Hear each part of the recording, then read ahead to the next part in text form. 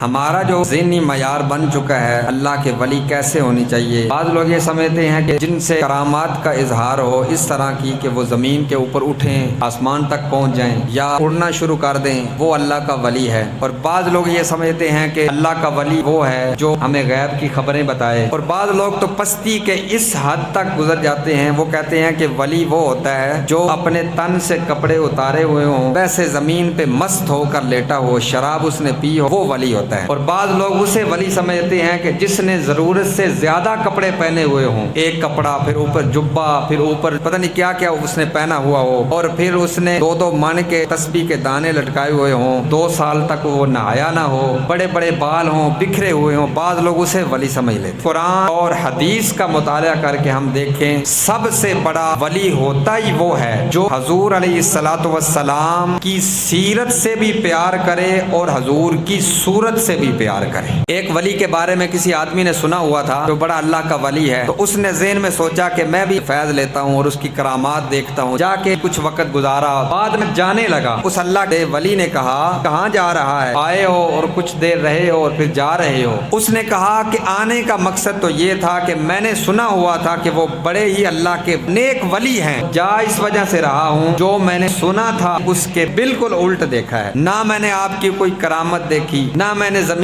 آسمان پہ اڑنا دیکھا، نہ میں نے کوئی غیب کا علم دیکھا، کوئی چیز کا اظہار میں نے آپ کے اندر نہیں دیکھا۔ اس اللہ کے نیک ولی نے یہ کہا کہ اتنے عرصے میں ایک بھی کوئی خلاف شرع کام دیکھا ہو یا کوئی تو نے دیکھا ہو کہ میں نے حضور کی کسی سنت کو چھوڑا ہو؟ اس نے کہا کہ یہ بات تو سچ ہے، نہ میں نے کوئی خلاف شرع عمل آپ کے اندر دیکھا ہے، نہ آج تک میں نے یہ دیکھا ہے کہ آپ نے کوئی حضور کی سنت چھوڑی ہے۔ تو اس اللہ کے ولی نے کہا کہ اس سے بڑھ کر تم ولایت کیا تلاش کر رہے ہو؟